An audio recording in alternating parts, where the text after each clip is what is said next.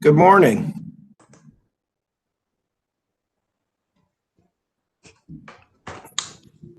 Can you hear me?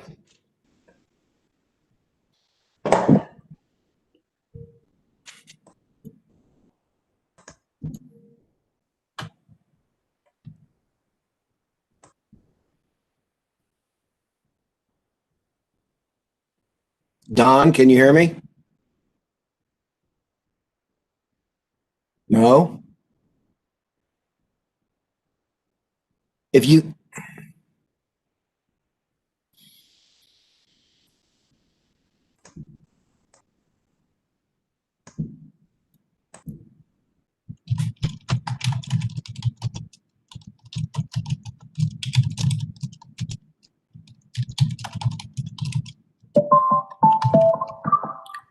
Maurice, can you hear me? yes, can you hear me?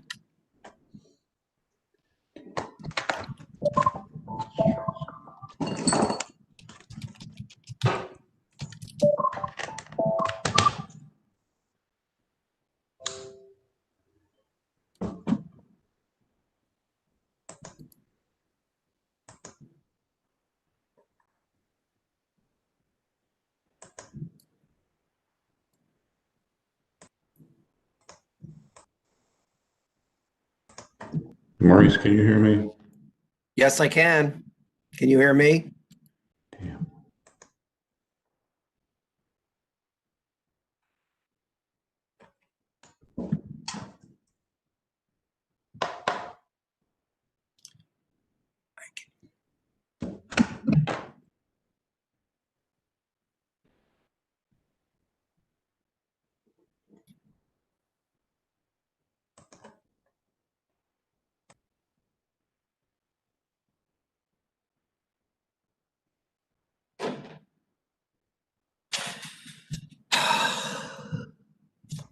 Can you hear me?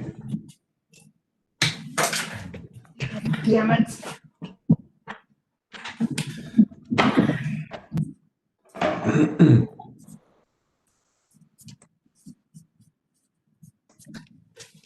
Can you hear me now?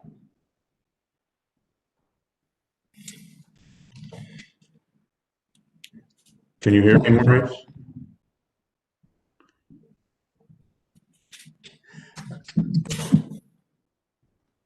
I think I'm good now.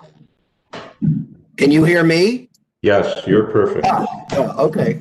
I had no audio or Yes, I've had that problems in the future. If it happens, what I've found works is switching your speakers to a different setup. If you have more than one choice, I find switching it off and to a different speaker, even if it doesn't work, and then back again somehow kind of like reinitiates the audio connection okay. and will oftentimes bring it back. If not, I've had to even quit the meeting and rejoin. It's all of a sudden been a problem. I don't know. It just came out of the blue and it just keeps happening. Well, I don't want to have the problem I had last time. What happened last time? I don't remember. Like my audio kept breaking up and I had to use the phone. Yeah, But I you sound fine this time. Okay, that's good. Yeah, I hope the technical challenges with this stuff are ridiculous. It's just every time you log in, you never know what's going to happen, you know? Yeah. I have to say, I've been very lucky that I have my internet has been rock solid. You know, I've hosted how many meetings now since May? Yeah. Sometimes 3 a week, and I really have had, knock wood, no connection issues. So That's great. as much as I like to complain about my internet service provider, they're actually doing a good job.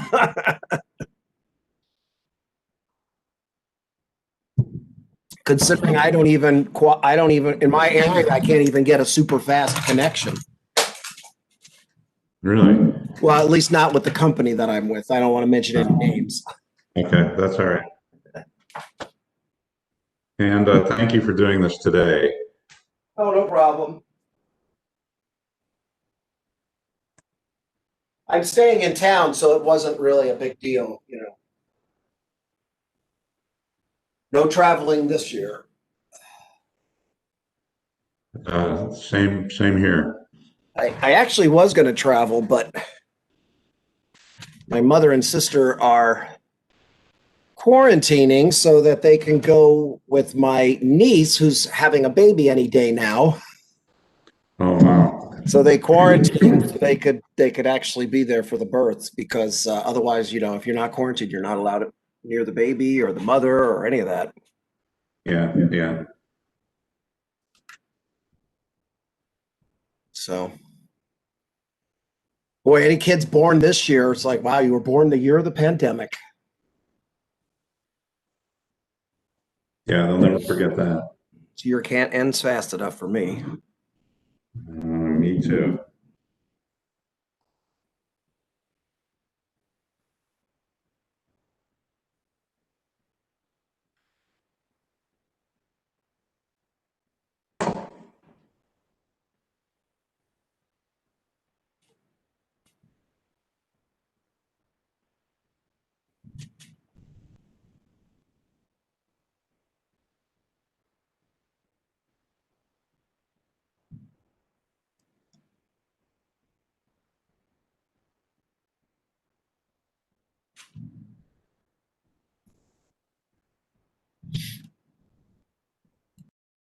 Morning.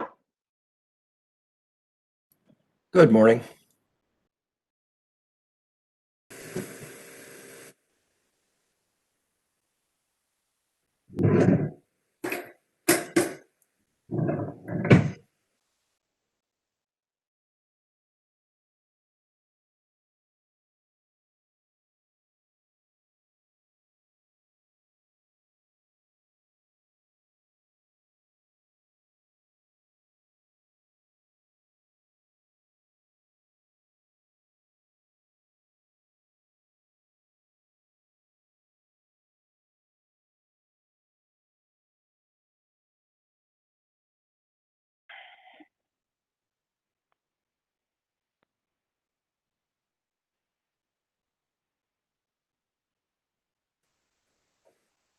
I love that hat, Maurice. Thank you. Happy to wear it this year for a change.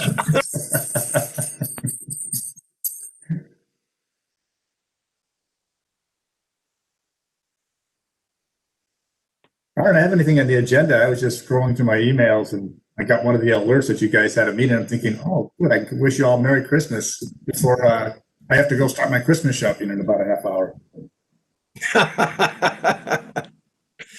Well, good morning and Merry Christmas Eve.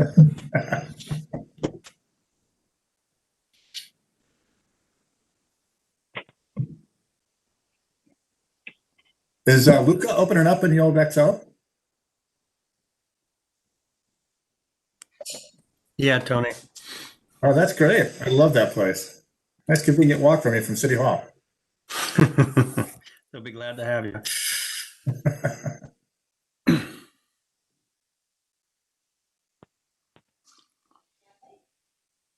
I don't think it's going to be called Luca. I think they're going to call it something different, but they haven't decided yet.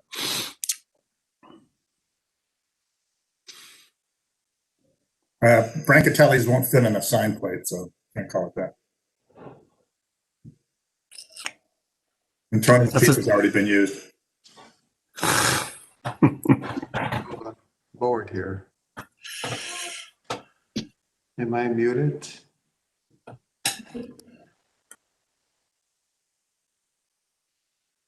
You're not muted, but you have a great red scarf on, or is that a sweater?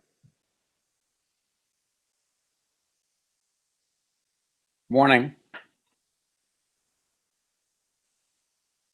Good morning. Giancarlo, you're muted now.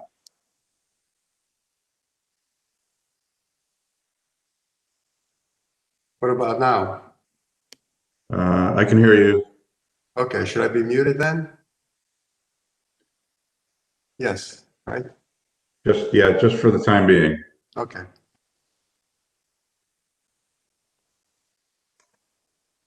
Giancarlo, Freddie Collier won't be here today, so can you read the preamble once we get started?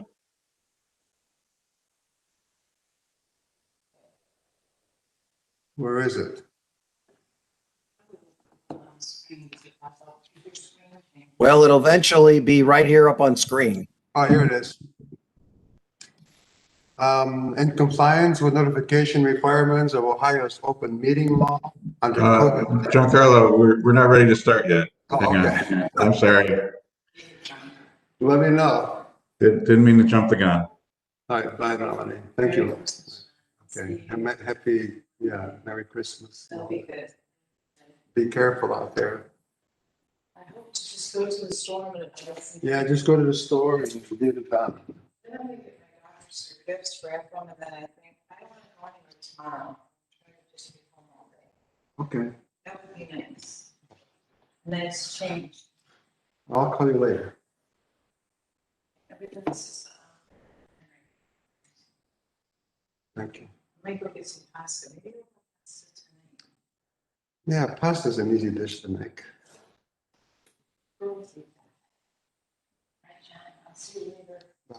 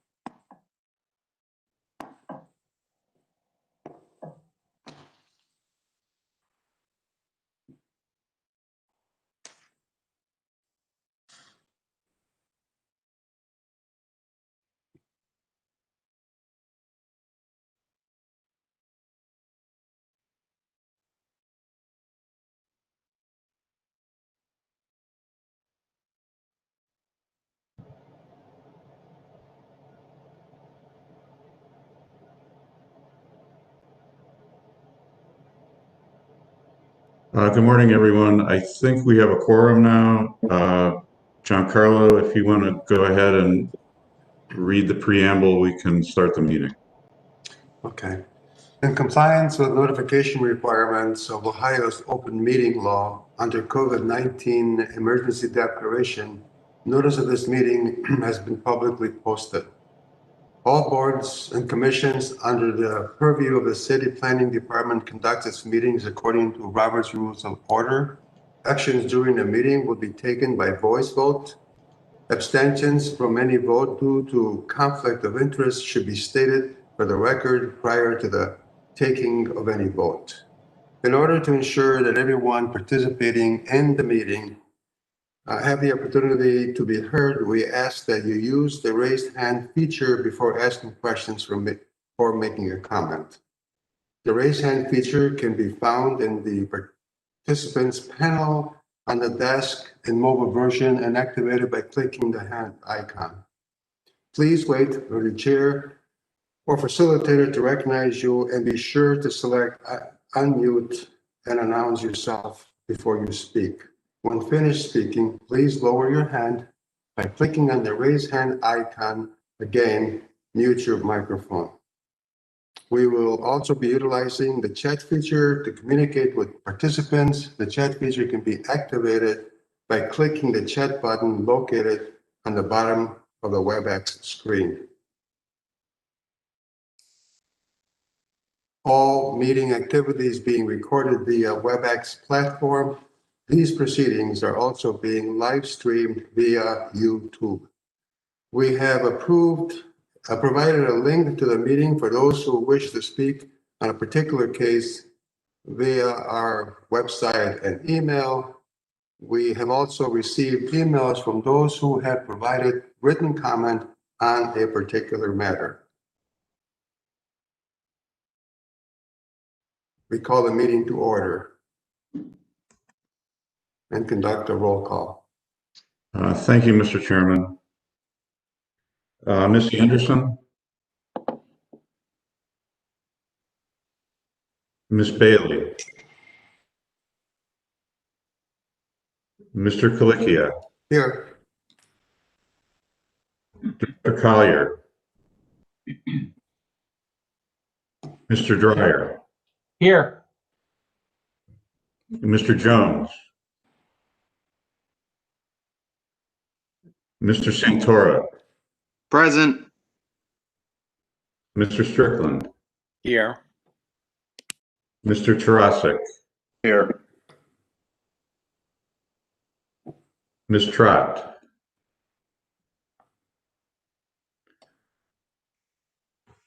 Mr. Chairman, we are also joined today by staff member Carl Brunges, and we have a quorum. Very good. Our first case is case 20-070. Should we proceed with the first case then? Yes. Right, the warehouse. Oops. Yes. John Carlo, just a point of order.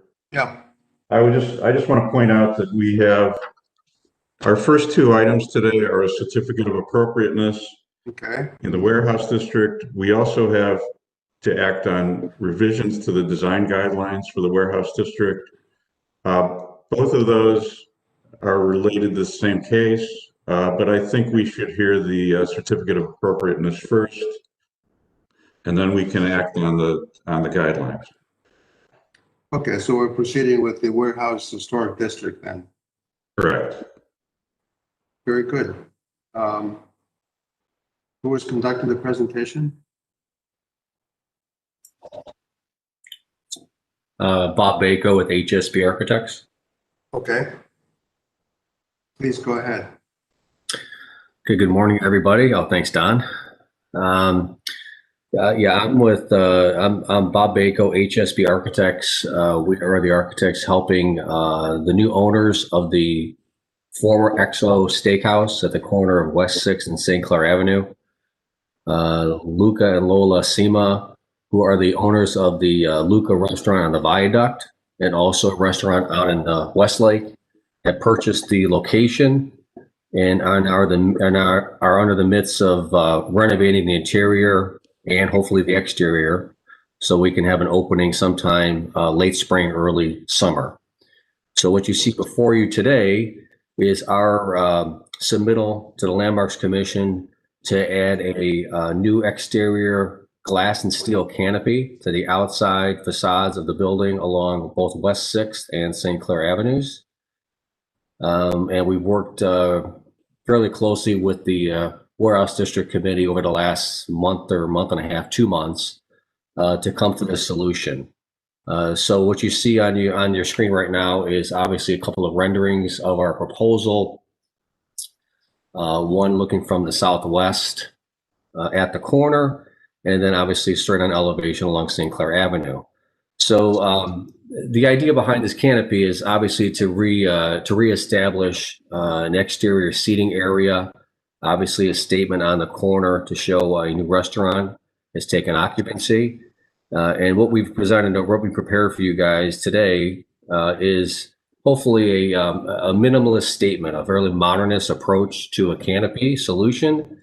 And what you're seeing are, vertical steel posts holding up a steel and glass canopy. Also including in this presentation, which I'll get to, is the renovation of the corner element, where there's currently a that chamfered corner entry door with a Corinthian column on the corner. What we're going to be doing is opening up that corner by adding nano walls on both facades along St. Clair and West 6th Street. And so we're going to rebuild that whole storefront area. Lola and Luca are going to reorient the entry to the restaurant down the St. Clair side. If you're looking at that upper right elevation. It's the rightmost entry point of that storefront facade. And so what we're trying to do is capture that entire streetscape from St. Clair and then running along north on West 6 for outdoor dining. So the canopy would serve as a covering for those outdoor seating areas and also obviously to define that space. So on this first page, you see the renderings, a couple of photos of inspiration below that with this idea of, during, the appropriate summertime hours that they can open up this corner and activate that streetscape. And then Don, if you want to, do I have control of this or do you? I'm controlling this. Maurice Rulins, I'm the host. Oh, Maurice, sorry. I didn't realize it was you. I didn't see host. Yeah, so can you pop to the next page? Some photographs of the existing conditions. The upper left one was prior to the canopies being removed, those existing canvas awning canopies. And then the rest of the photos are taken recently where we've extricated those from the building. You can see Panzica's sign there. They're actually working on the interior. And so there's just a host of shots along that both streetscapes, including the corners where we're talking about on the middle upper photo shows that corner. And then on the upper right, specifically those two large glass panes that you see with the triple transom above it, that would be a typical area that we're going to be pulling those out and putting a new NanaWall folding door system in that place, replicating as close as we can to that existing storefront, which you'll see in a minute. Additional photos below along West 6, along St. Clair. The bottom photos, the leftmost photo, the St. Clair storefront, is the existing condition. That door, along with the door to the right, and the rightmost photo, which is the new entry door, those are going to be replaced because the floor on the interior of the building is going to be lowered on those two bays about 16 or 17 inches so that the entire floor of the restaurant is on one elevation. So in addition to the canopy, we're looking to replace, not just those two doors, but all the doors. So along West 6 as well with new aluminum frame doors to match the existing doors as far as the glass configuration and the styles and the rails. You can pop to the next one. Plans and elevations of the proposal. On the upper right, you can see that plan, which you can see where I've hatched in or I've dashed in the canopy itself over top of the exterior seating area. So as you can see, it stretches along both facades. We are maintaining we're actually increasing the sidewalk width along St. Clair Avenue from its current, I think when EXO was there, it was about 4.5 feet. Now we're pushing it back to 6 feet. So it's going to be compliant with the city's regulations. It compromises the seating on that side a little bit, but I think part of our initiative is to make this work for the city as well. So we're doing that. The elevations, as you can see, just our interpretation of this canopy, where it's going to be a very flat roofed, minimally pitched glass canopy. And it's going to hit the building just below an existing bulkhead at about 14.10 actually above the street. We plan on having it opened, a 3-rail railing around the entire perimeter to capture the seating area. And then we're going to be hanging some light fixtures, some stem mounted pendants. As you can see, I've dashed those in as well. We haven't finally selected those pendants. We're going to be working with the warehouse district to finalize the selections, but the intent is on these drawings. You can keep going. Just an enlarged view section, cut a traverse section through the St. Clair canopy just to give you a little bit a better indication by removing the railing. And you can see how we're going to be sliding this canopy into the building pretty much below that bulkhead. And then you can see how the doors themselves on that facade are going to be lowered. The door to the right, again, is our new entry door. And then the door immediately to the left of that is going to be replaced with a fixed glass panel. It'll look like the door, but it will not operate as a door anymore. And then on the left, you can see the NanaWall system that we're proposing. We're going to have a 3-panel. It's about 11.5 foot wide opening, 11.5 by 11.7, 11.8, somewhere in there. We still got to do a little bit of isolated demolition to determine the final height. But the idea is that the new system going in will hopefully replicate as closely as possible to what currently is there. So when it's in the closed position, it will represent what currently sits. You go to the next one. A couple of sections of details through the canopy itself. Right, you can see how the tube sections of steel are pretty small. There's a 4x6 against the building, a 4x8 along the street. And then you can see how the glass on the enlarged canopy section on the upper right is going to be a Conair 1600 slope glazing system, where the glass is basically going to be top mounted and floated over this tube steel. And then we're anticipating to project the glass a little bit past the front face of the canopy so that it can rain along the streetscape. And then large section through it diversely, and then a handrail section to show you that we're going to do an aluminum rail system that's going to be clipped to the steel beams, and then also intermediate posts. Back to the left section, you can see there's a nano wall section through there. We're working through that still, but that's basically the intent of what we're trying to do. And then you can go to the next slide, where there's just some enlarged details of both the nano wall and a typical Conair entry door system. So that's pretty much where we're at. Okay, thank you very much. Do we have any comments from the neighborhood group? Good morning, everyone. This is Tom Sterinsky from Historic Warehouse District Development Corporation. Good morning. We have worked with Lola and Luca and Mr. Bako on this project, as he noted, pretty extensively, because it, and we'll talk about it more with the guidelines, but at the moment that they made the proposal, it was a prohibited use to have the permanent supported awnings or canopies. We've since worked really diligently with them. They've been really great to work on developing a system that accomplishes their needs as well as the preservation of the district, where we are creating something that is complementary to this particular historic building. It's reversible. It does not destroy any historic fabric. So if in the event that it was removed, all the attachment points could be repaired and the storefronts brought back to the original.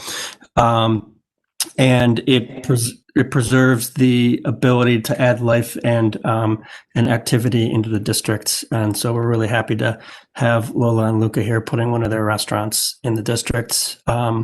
This is approved as presented. We can talk more about the details when Don and I get into the revision when you're ready.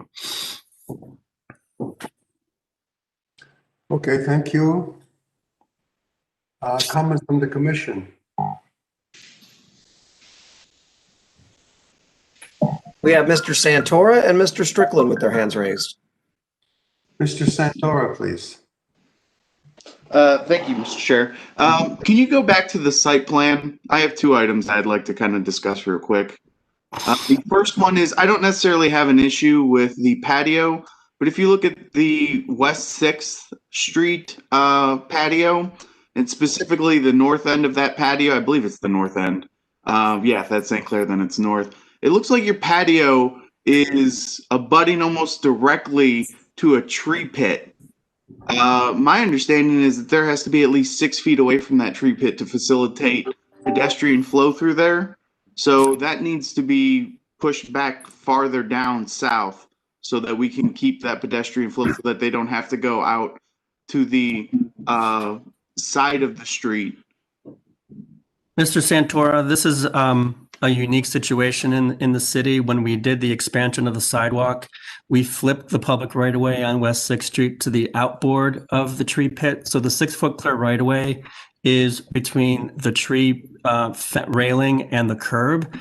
There is actually 3 feet between the railing and the outdoor cafe railing and the tree railing as extra space that a wheelchair or a baby carriage could get through. So this does actually meet the city's right-of-way guidelines as per outdoor cafes. So I'm not talking about the city's right of way. I'm talking about pedestrian flow along the buildings. That is not a proper pedestrian flow. I don't It's, want it's, people. it's the I don't want standard people in to have the, to go out there. it's the standard in all of West Sixth Street. Can you show examples of that? I'm not prepared to do though, but yeah, you could look at Barley House, you could look at Velvet Dog, you can look at Johnny's. Well, no, that's the north end of West Sixth Street. So Velvet Dog and Rumor and Barley House all have this condition. Because this ties into my second comment, and it's for the awnings itself. I have some real issues with these awnings. I don't feel that they're appropriate for the building. I think they are way overscaled. I don't believe we need covered patio space here, especially with the amount of lighting you're proposing. The materials I think are okay, but I just do not think they are appropriate.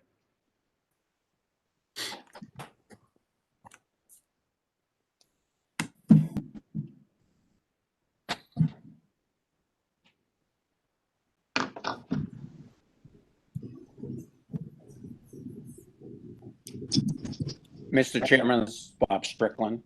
Is it my turn? Yes, sir. All right. I've got a question. That's the treatment of water coming off the canopy. I wondered if there's a gutter system and if there's a downspout system, how that would be incorporated into the canopies. I also would like to know if it's a steel structure, what is the finish that's proposed and how durable is that finish? And the third question I have, attachment of those columns to the sidewalk. How is that accomplished? Is there a concrete base or just exactly how are those posts attached to the sidewalk?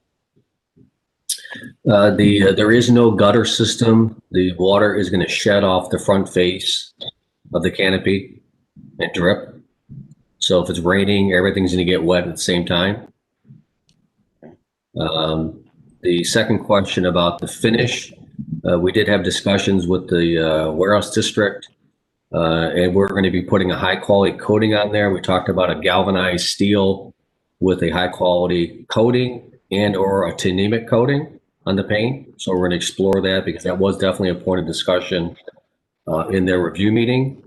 And then third, the posts are going to be anchor bolted to new foundations in the sidewalk. So there's not going to be any concrete piers or anything. Those things will be, in fact, if you go to that section on the fifth page, it's a simple base plate bolted, as you can see in the bottom left there, bolted to the concrete. All right, I see that now. Yeah, the intent is to keep this as minimalist as possible. Gutters and downspouts are just adding a layer of bulk to the project, and I think aesthetically, it's better without it. And again, if it's raining, everything's getting wet anyway, so we weren't going to be too concerned about water dripping off the front face. No, yeah, I agree. That's I would be concerned if there was a gutter system or a downspout system specifically added to this. Just make it too cumbersome, I think. Those are my comments. I think personally, I think it's a very handsome solution. It really will enhance the corner. So I don't have any problem, and I appreciate the cooperation between the local development team and yourselves to come up with this unique solution. Thank you, Mr. Strickland. To go back for a second to the comments made by Mr. Santoro regarding the canopy, you were saying that you feel the canopy too large, too wide. Is that my understanding? I'm sorry, I lost you. Mr. Santoro's comments regarding the canopy with being too large, too wide. Yeah. Yeah. Were you looking for clarification for me on my comment? Like more in depth? So when I'm looking at this, I'm looking at it from the standpoint of how it relates to the building and the buildings around it. You know, I'm looking now because I wanted to see down the street view, and there are no covered canopies that extend the entirety of the patio system. When we look at it in conjunction with this building, The extension of it is very large. It comes off the building, it protrudes very far, and then the mounting system for the columns and the structural supports for it, frankly, to me, detract from the ground floor facade and the breakup of those columns. Now, those inbound columns, especially the ones at the corner, the Corinthian columns that were existing, are lost because you have established a secondary facade that's outboard of that now takes away from the actual facade and character of the building. So to me, it's not appropriate to have that. There's no reason to have a covered canopy or a covered patio out there to this extent. If you wanted to do 4-foot projections off of the building face, I think that would be fine. But to do a full projection off the side of the building and then to have outboard structure of this, in my opinion, it's just distracting from the actual facade of the building. Yeah, but keep in mind, Mr. Santora, that these posts that we're proposing are 4x4 steel tubes, which is a pretty minimalist post. And the rhythm of the posts are established by lining up at the midpoints of the windows above there on the second, third floor above. So there is a credence paid to the existing facade. The canopy itself on the St. Clair side is about 5.5 feet deep. So when you said 4 feet, we're not too far off of that. I think, and again, being so high, 14 feet off the ground, I don't think it's going to detract from the visual of the building at all. I think it's going to be very minimalist. I really feel like it's going to be, not noticeable at all, to tell you the truth. So let me just, and we'll use this. I mean, if you're 5.5 feet, why do you even have, I'm looking at the side, do you even have on the right side of the building support structures out there? Yeah, there's tubes at every 18 feet on center, basically. Tube steel, columns. So, I mean, that type of projection, you couldn't do a cantilever projection off of there?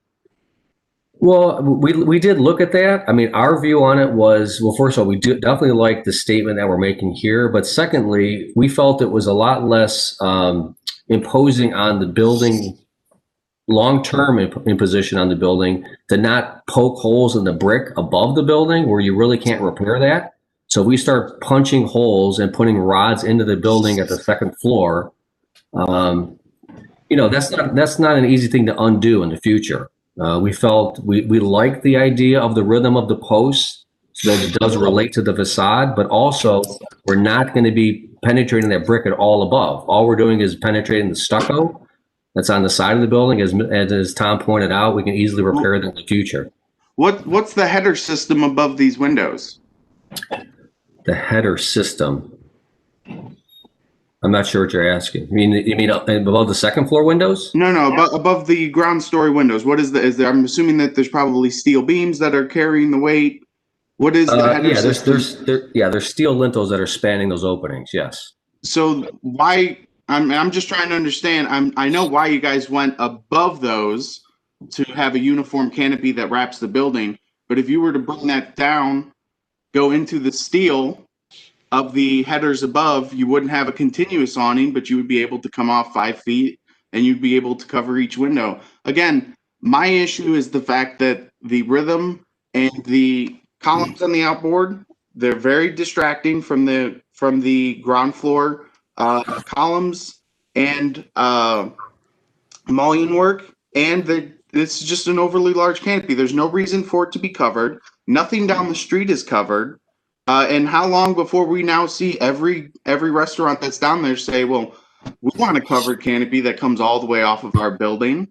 And I just think that this is not appropriate for the building, and then it will also set a very bad precedent. So then that's just my thoughts, and everybody has their own thoughts about it, and that's why we have this board, so that we can discuss it. But that's just my 2 cents on it. Mr. Chair, to Mr. Santora, precedent was discussed vehemently at our design review meeting, and as we were discussing the change, I'm not sure if you've had a chance to read the revision to the guidelines, because precedent was the point that I was pushing very hard leading up to the review and working with Lola's team. and during the revision process, because there are some buildings in this district that it is completely and utterly irresponsible and inappropriate to put this type of canopy on it. This wearing block does lend itself to having a more simple structure. There's not a lot of ornamentation on it. The signage frieze is very simple. There's not a lot of ornamentation to the storefronts. Whereas if you put this canopy on the white block building where Blue Point Grill is across the street, it would ruin that building completely.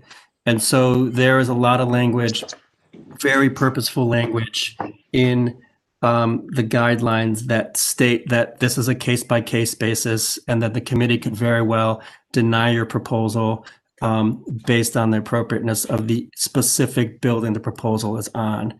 The canopy was also discussed. I mean, outdoor cafe life in the warehouse district in downtown and all the city of Cleveland is a very desired thing. And to have to now more than ever to extend the ability to do outdoor is paramount now for the life of these restaurants and the vitality of the economy. And so thinking of things that complement the building, that don't destroy the historic fabric of the building and is reversible was very much thought about and very much discussed in the design guideline rhythm. The other thing that was paramount in the existing guidelines as well as the current guidelines, and it's more strongly stated, is that never ever would the committee consider any kind of walls or temporary walls, plastic or glass or otherwise, at the outdoor cafe railing, because that would destroy the activity that we're working at. So very much so, the precedent of this thing and this type of application and intervention was discussed, and we feel confident that the way the guidelines are worded protects us from a precedent of saying, I did it over there, so you have to let me do it, because there is a wide variety of eras of buildings in the warehouse district from the mid 1800s to the 1920s. And so sometimes it's going to be appropriate and sometimes it's going to be a conversation. Okay. Well, thank you for that explanation. And I do want to say that you are right, that the down the street, that the patios do extend down there. So my apologies on that. And to the owners, I would like to know, in the winter, will you be installing any type of removable walls from these systems to make it an outdoor all year round seating area? No, absolutely not. It'll only be used on nice days. Okay. Right. Thank you very much. My comments are that the patio itself is already extending into the public space. So the columns don't really hide the view of the first floor of that property. So the building, so I'm personally okay. I'm pleased that we didn't have to go into the structure itself and start drilling holes for support. That was a good thought. Any other comments from the commission?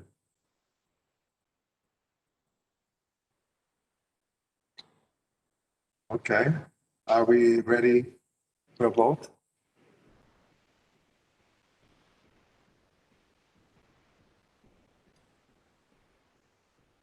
Mr. Pettit?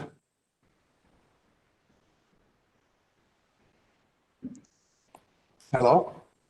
Yes, Mr. Chairman, I think we're ready for a vote. We need a motion. I would just like to point out the staff's perspective on this.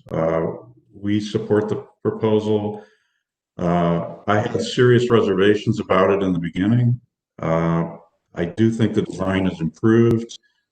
It's a lot less intrusive to the building and to the streetscape. And I also have a much better level of comfort based on the way the revised guidelines have been crafted. So, and I would just echo what Mr. Sterinsky said. This is all of these in the future will be viewed on a case-by-case basis in the light of the merits and the significance of the building they're attached to. So I think we have a good process in place moving forward, and I support the proposal. Well, I agree with those comments. Is someone,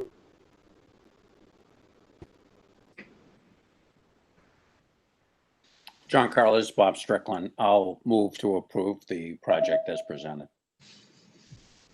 do we have a second? This is Ray Tarasic. I'll second. Thank you, Ray.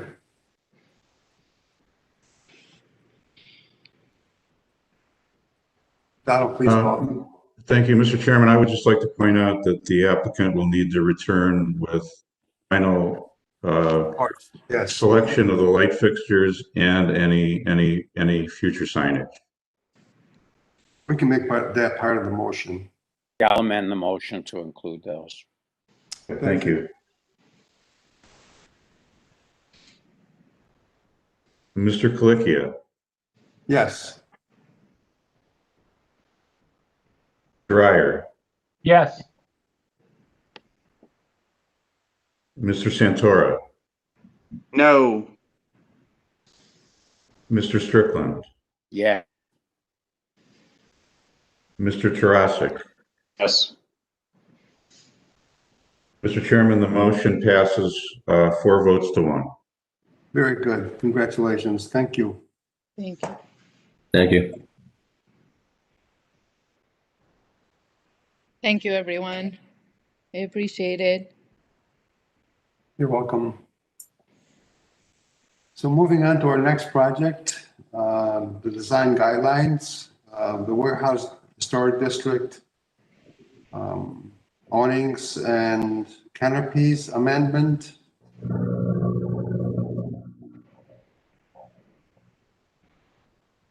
Are we ready for the presentation?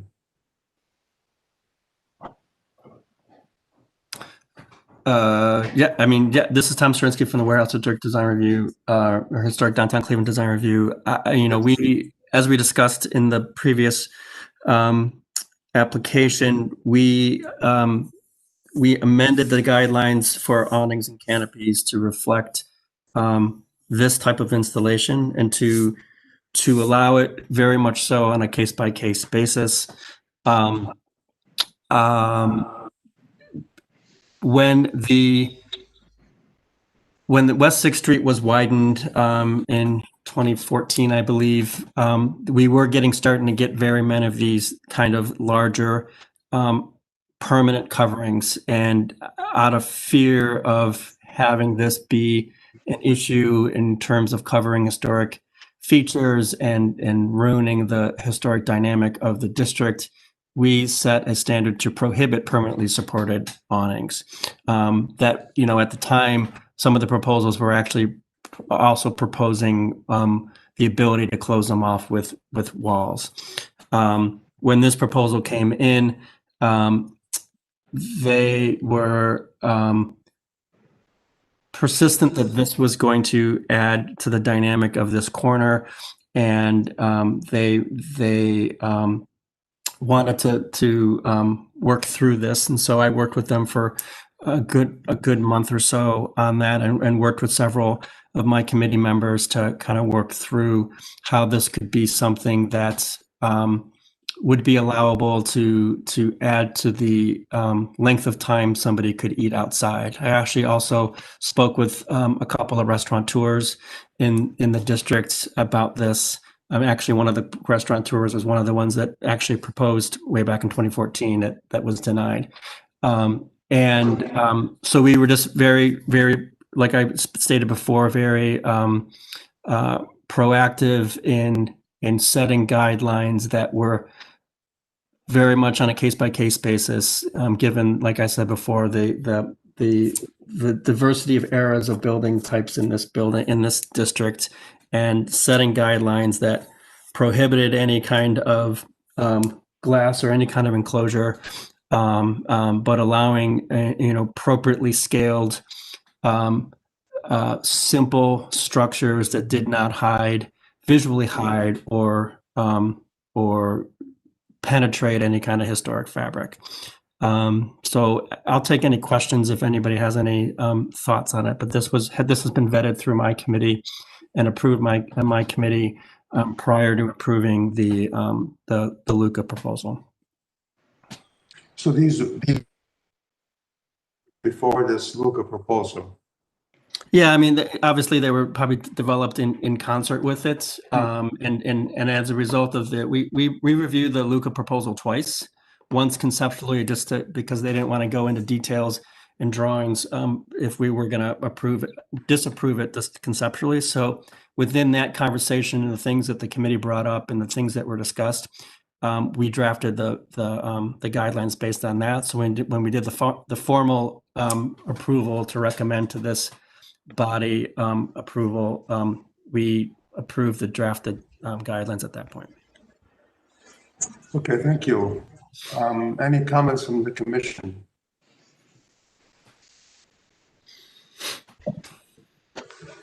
No hands raised.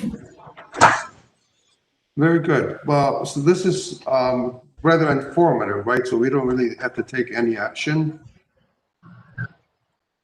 Well, to be honest, I would, me as the local review body whose job is to be advisory to the Landmarks Commission, I would love it if you guys adopted it and backed up our work, and so that when we were out there, beating precedent down, if the Hoyt Block owners wanted to put this up and insisted on it, even though it was inappropriate, we would actually like to be good partners with the Landmark Commission and be in step with your body.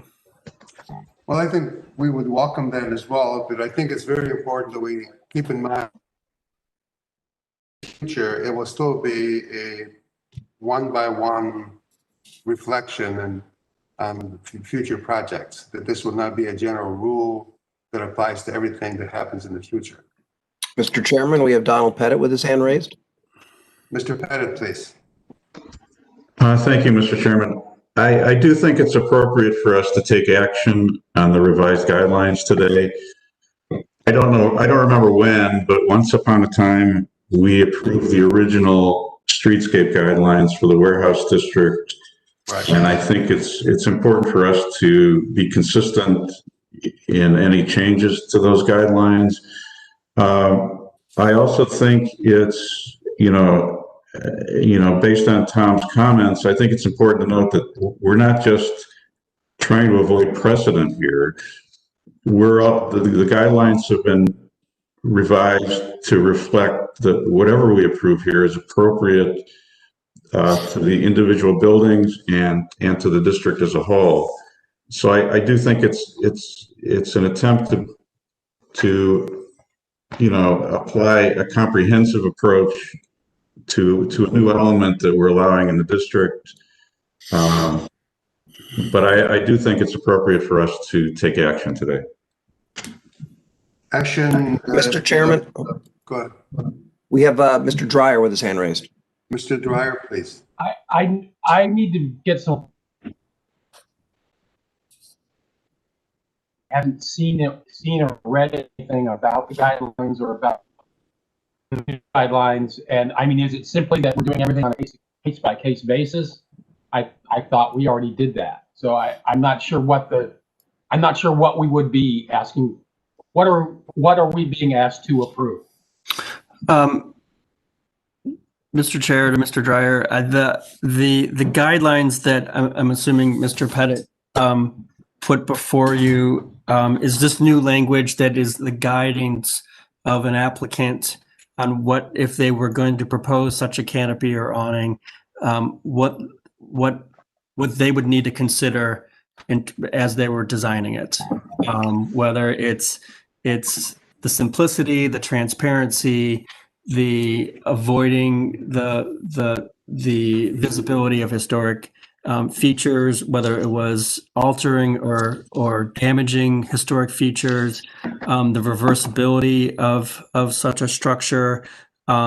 It's those types of issues that are laid out in the new language. I will note that there are existing guidelines in the warehouse district. They're rather old, and one of the things that this came up, my committee talked about that we'll probably start thinking about in January is looking at the guidelines as a whole, because my committee is the historic downtown committee, so it looks at all the local landmark districts in On a meeting, but in the downtown warehouse district and East 4th Street and several local landmarks. And so we were going to update the guidelines as a more full update of the entire document. But this is just this specific issue, though. Matt, Mr. Chairman, we have Mr. Santora and Mr. Pettit again. Mr. Santora, please. Yes, is the revised language in the presentation so that we can see it and review it? This is all I have in the presentation. Mr. Pettit, did you share the revised guidelines in their packet? Yeah. Yes, they should be part of the presentation. Maurice, if you can move to, I think it's page 3, which is the revision. Page 3 is the start of I think you passed it, Maurice. Yeah, go back. Yep. Well, you're going too fast, Maurice.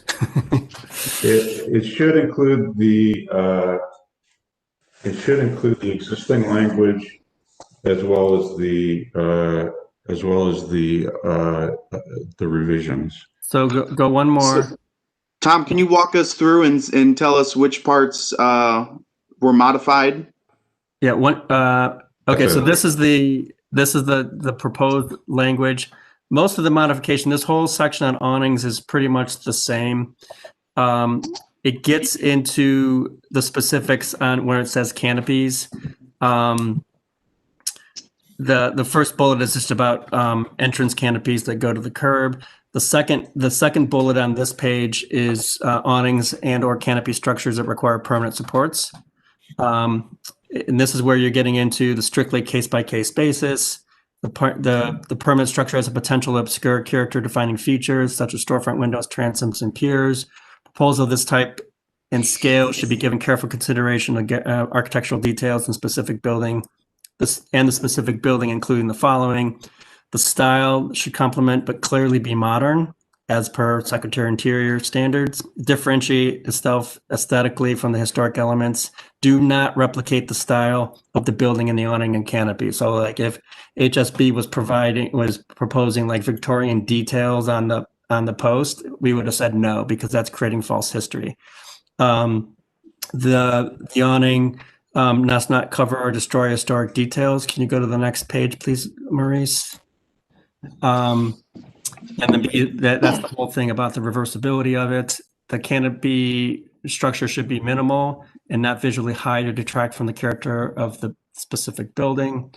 And then, depending on the style and ornamentation of the building, an intervention of this type may not be appropriate. A proposal of this type of awning will be denied if the committee determines that the proposal is inappropriate for a particular building, covers any character defining feature, and or is not reversible through similar installations, even though similar installations exist in the district. So we're being very specific on that. And then the rest of it is about a retractable awning and its ability to be appropriately installed in the district. And then the last bullet is in cases where the awning can't be described is approved, enclosures of the outdoor area of any material is not permitted. And so you're getting into this thing. So I'm just showing you specifically where this stuff is enhanced or added to the guideline. Mr. Chairman, we have Don Pettit and now Mr. Strickland. Mr. Pettit, please. Thank you. I just wanted to address Mr. Dreyer's question. Our code, per our code, we follow the Secretary of the Interior standards for rehabilitation. I think these guidelines are consistent with the Secretary of the Interior standards. We always review everything on a case-by-case basis. In certain of our historic districts, we have established guidelines for specific issues. In the warehouse district, you know, streetscape amenities and treatments have always been an issue, and you know, we have established guidelines there to give the commission further guidance. So I don't think this is a departure from our past procedures. I just think this helps enhance one element of the public realm that I think we just want to make sure we have clarification on. When you say clarification, what do you, from who? And I'm sorry, could you repeat the question? when you say clarification, what do you mean by that, and who should that clarification come from? Or where should it come from? Well, I think I think it should come from the Design Review Committee. I think they are a committee of the Landmarks Commission. I think that this clarification should come from ourselves. I mean, this will become our document to guide us through the future and these particular amendments. So I think that's why I think it's appropriate for us to take action to endorse the revisions and allow us to have a document that guides us in the future. That's all. Okay, thank you very much. I mean, going back for a minute to the Luca project, some of these new conditions were applied for the Luca restaurant project, right? That we discussed? That's correct. Okay. So the comments were made regarding that from Mr. Santora and his rejection of that project are reflections on this new guideline system, right? I would say some of the comments that Mr. Santora raised were items that I discussed informally with the applicants. I mean, if you saw some of the drawings of the original things and the version with the tiebacks to the brick, you would be laughing me out of this meeting. No offense to Mr.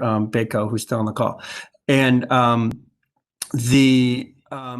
yeah, I think we very much talked about this type of stuff from the scale of it, from the complementariness to the historic building. All those things were discussed. Well, I do believe that even in historic districts, you know, changes are always necessary, you know, provided they don't violate, you know, pre-existing codes and pre-existing views and on the integrity of the historical districts. So I'm not seeing any issues with this at this point, but any other comments from the commission?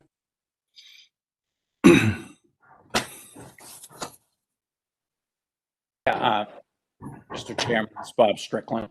Mr. Strickland.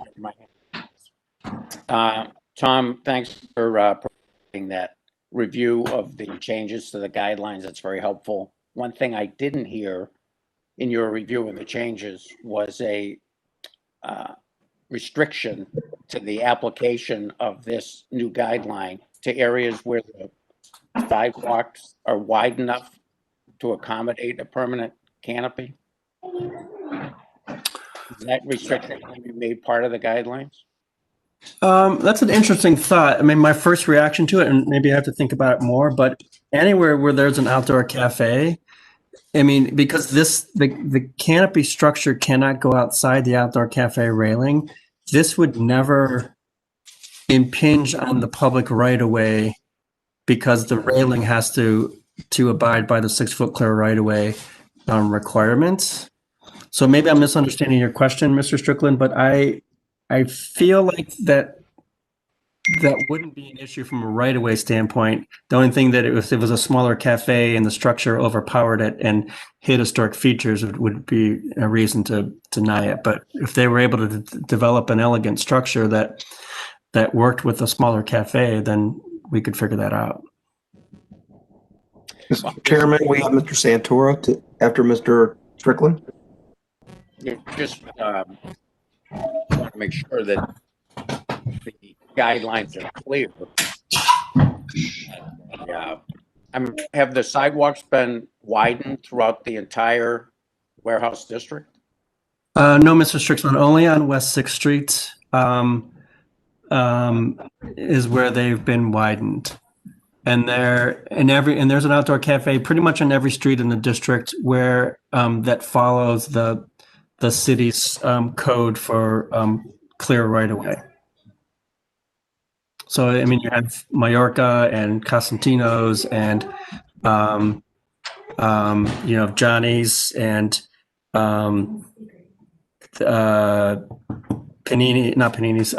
Phoenix Coffee. They all have appropriately scaled outdoor cafes that have been approved. So I just think if you're revising the guidelines, I'd feel more comfortable if you included specific language that the structure can't impede the in the public right of way.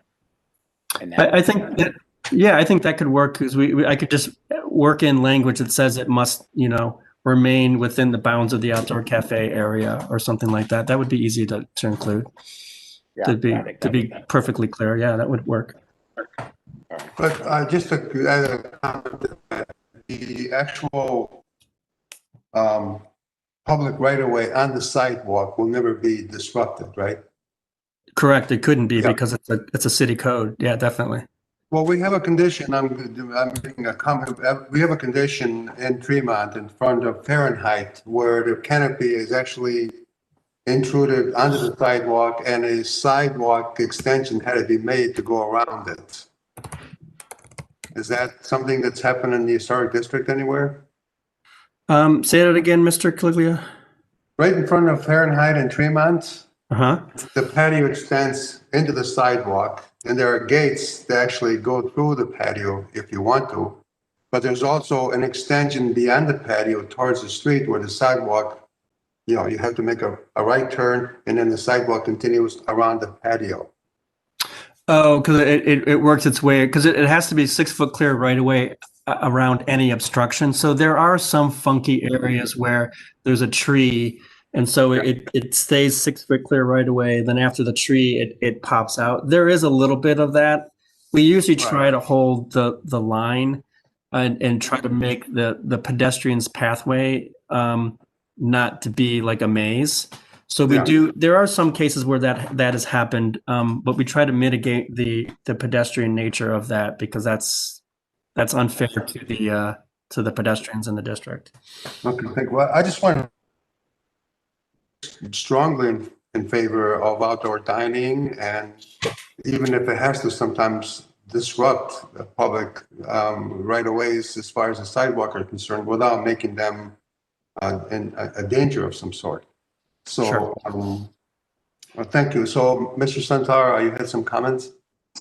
Yeah, so I second Mr. Strickland's comments. I think that language would be very, very much appreciated, added in here. I would also like to see language regarding seasonal dining, is specifically 3 Seasons rooms and coverings of these patios. And we've had many applications come before us and other boards in the city for conversions of these outdoor dining spaces to all season rooms with the additions of temporary paneling or covering. So I would like to see language in there regarding how that will be reviewed, what will be allowed, what won't be allowed. And then my last question is for Don. Is the approval of this going to be governing what the Landmarks Commission is looking at, or is this specifically for the Design Review Committee to be reviewing? Because I'm trying to, again, I'm not 100% clear why we would be approving something for the committee that's a committee guidelines and not necessarily the commission body's guidelines. Mr. Santora, I think, you know, these guidelines would apply both to the commission review and the design review committee's review. They're intended to give us guidance on specific issues in the historic district. So I don't see a problem with that. I would, to address one of your comments, I do think the revisions to the canopy guidelines do address 3-season rooms. I think that's the last paragraph. Yeah, that was my question, Mr. Santora. Does that last bullet, do you need me to strengthen that? Because it very clearly states that no walls of any sort, no enclosure of any sort is possible. Like I wouldn't, and I want to, and maybe I should add this piece, is I would encourage, the city does allow infrared heaters in outdoor cafes, and not a propane or nothing, not an open fire. And so, you know, if appropriately located and appropriately scaled, I do want to have the ability to have infrared heaters appropriately located in this area to extend the season. And maybe, who knows, Clevelanders might get more hardy like they are in Minneapolis and you know, dine even into October, November. But it does the last. So the first question is, does the last bullet point make your point, or do you need it to be strengthened? Well, I would like to see it strengthened. Just from the standpoint of enclosing the outdoor area with any materials will not be permitted. I would like to see that probably expanded upon. And there are cases where we have allowed outdoor temporary 3 seasons or 4 season rooms based on the review and where it was located. So I would like to probably see it strengthened, a little bit more defined, but that's just my thoughts on it. So what would you add to that? Just be more clear, or? So that's a good question. If I'm looking at it, closing the door with any materials will not be permitted. You put me on the spot with that one. We could talk about it offline. I don't want to waste everybody's time on Christmas Eve. But to your second point, Mr. Santora, and to Don Pettit's point, is I would want, that's why I'm asking that you guys make a motion to adopt this language for, at least for now, specifically to the warehouse districts. Just because, again, I want to be good partners as the review, as the advisory body to the Landmarks Commission. And I wouldn't want to have a guideline that is strict in a certain way, and then it gets to this body and you do not have the same standard. I think that's sending a bad message to applicants, and confusing to applicants, and unfair to applicants. So that's why I'm asking you guys to make a motion to adopt this.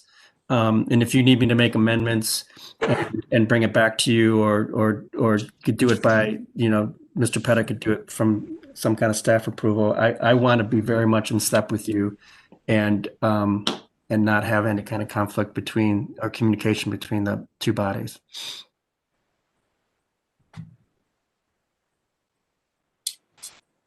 Okay, we have no more hands raised.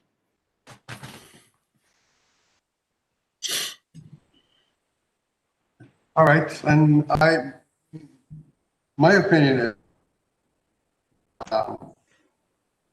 this is being done, you know, with consideration to the integrity of historical districts. I feel that making too many rules and regulations, you know, it gets complicated, and also we're not allowing really some freedom to the actual owners of these businesses to conduct what they need to do in order to have a decent place for dinner, for lunch. So some flexibility needs to remain in place, in my opinion. So I guess we should put this to a vote then. With the conditions perhaps that Mr. Strickland proposed.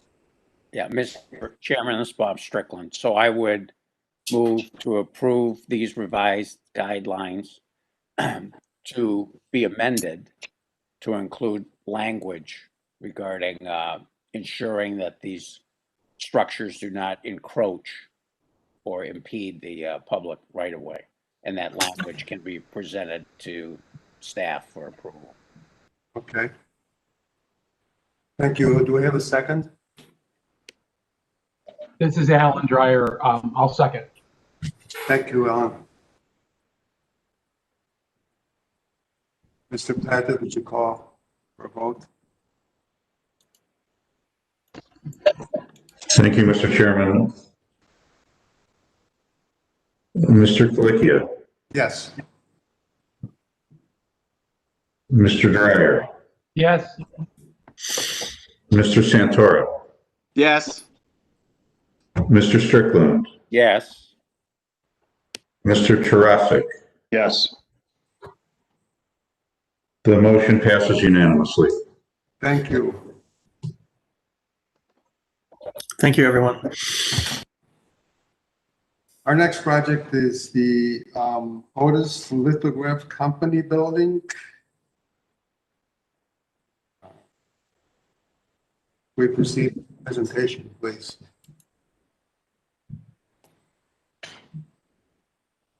Who is presenting for this project?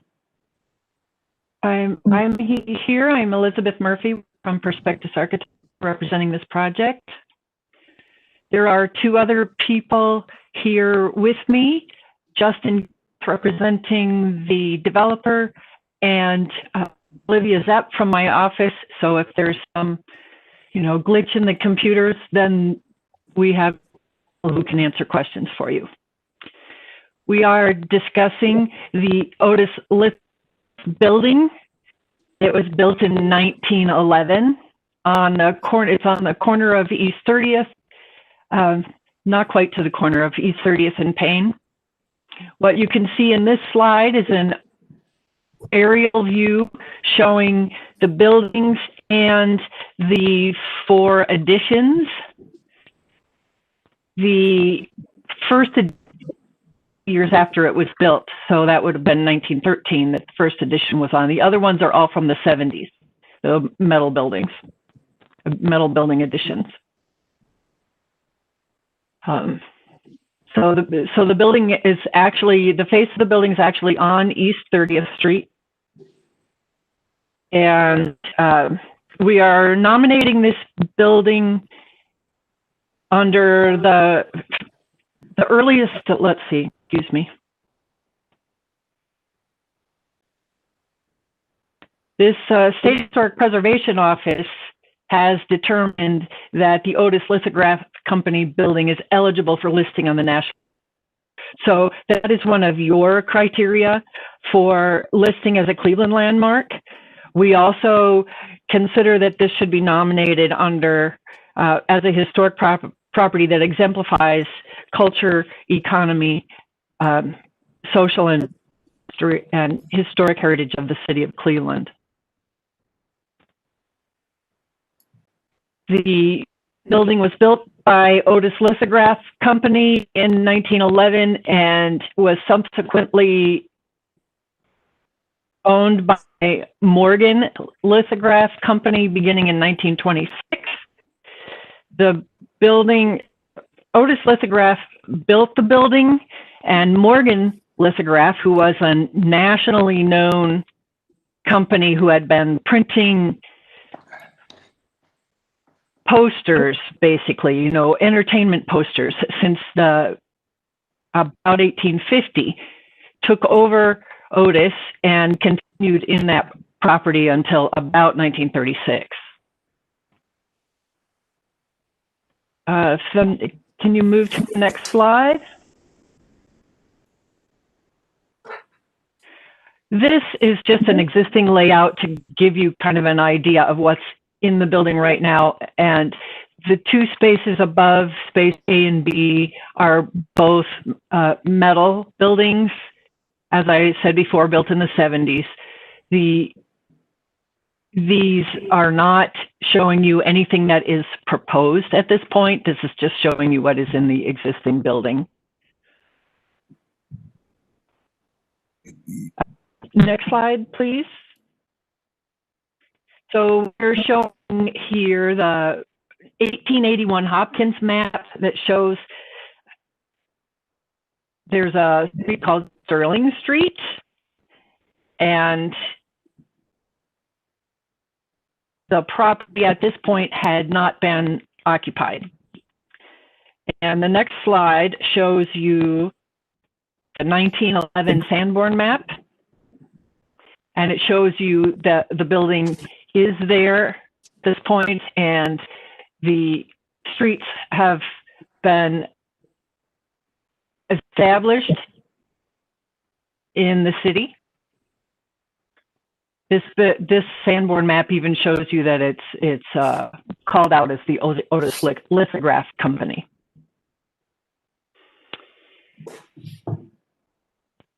The Otis Lithograph Company was not merely established in 1911. It had been existing in Cleveland in the Caxton building from about 1901. We've found mention of it even in the Akron in 1902.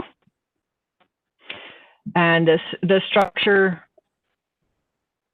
then was fully occupied and fully productive even until Morgan Lithograph took over in 1926.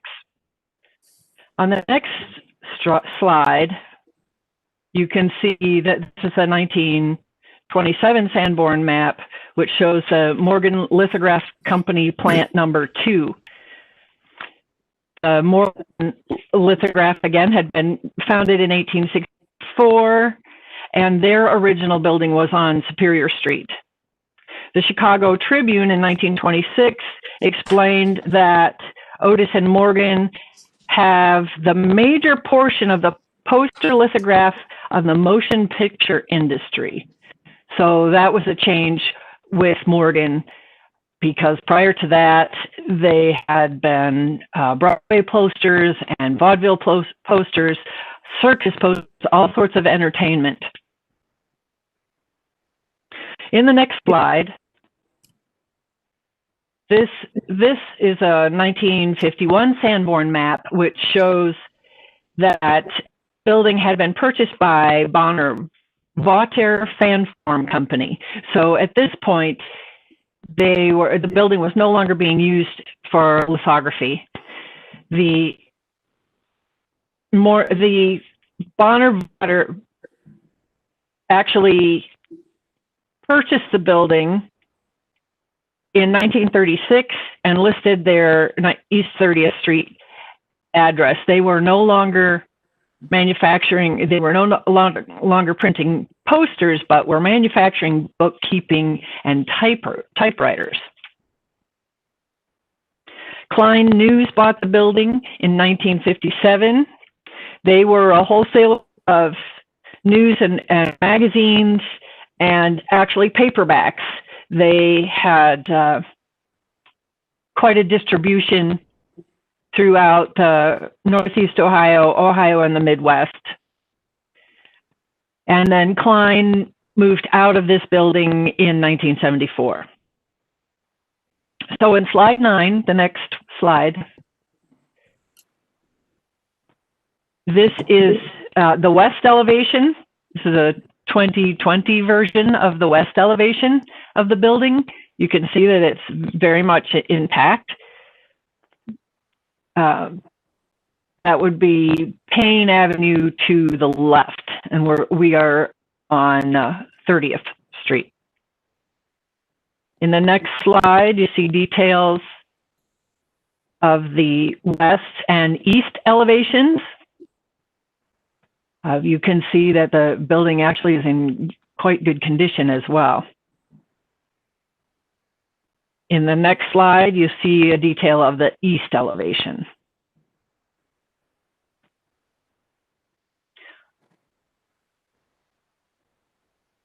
So as we move forward to the next slide, we have a couple of views of the interior of the building.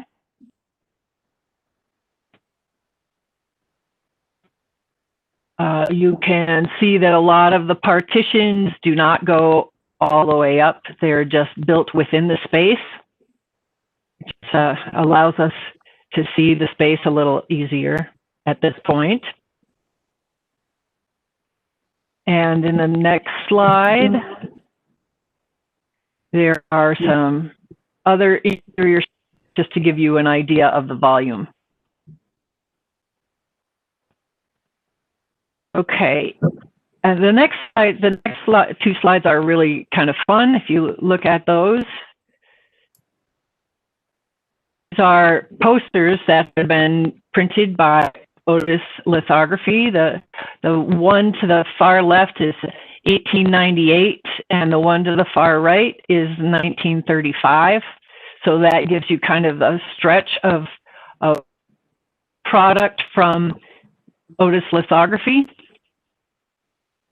The next slide, do a few more examples. These are Morgan Lithograph Company, and the one to the far left is actually 884. So it was printed before they were in this building. The 1931 and 1932, the middle and the far right posters are products of this particular building. So I think that I have pages and pages and pages of history. I wanted to give you an overview and then allow for you to ask any questions that you might have, but we would really appreciate consideration for this building to be listed as a Cleveland local landmark. Thank you very much. Cleveland does have a very rich history of lithography, and this building in particular, I think it's a masterpiece of industrial architecture. So thank you for bringing it to us. Mr. Chairman, we have Mr. Pettit. Mr. Pettit, please.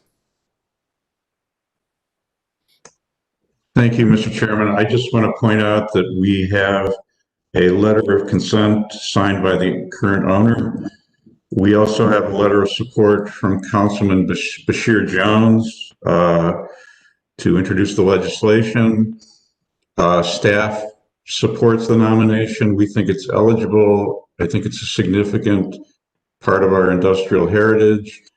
It's also not very far away from Cleveland's historic film distribution center on Payne Avenue. So I think it ties in with that history.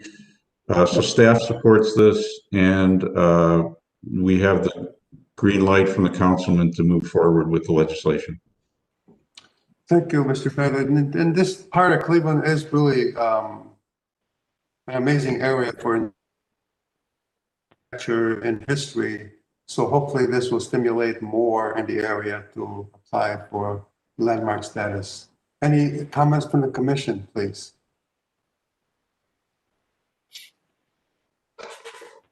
We have no other hands raised. Excellent. Should we then call for a vote? Motion, please.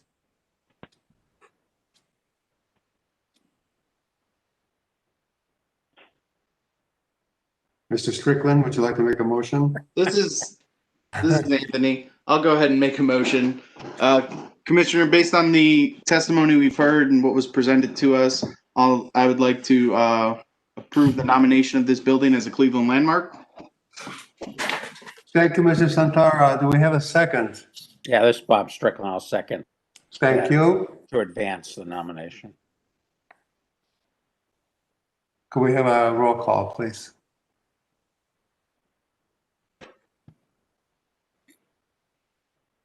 Mr. Dreyer, Yes. Mr. Santara, Yes. Mr. Strickland, Yes. Mr. Tarasik, Yes. Mr. Kalikia. The motion passes unanimously. Thank you. Excellent. Thank you. Thank you very much. You're quite welcome. Any other business at this point?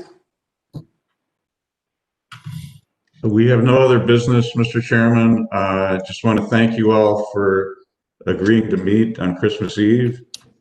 And I just want to wish you all happy holidays and a happy new year. Thank you very much, and same to you and all of you. And again, I thank you also for doing this at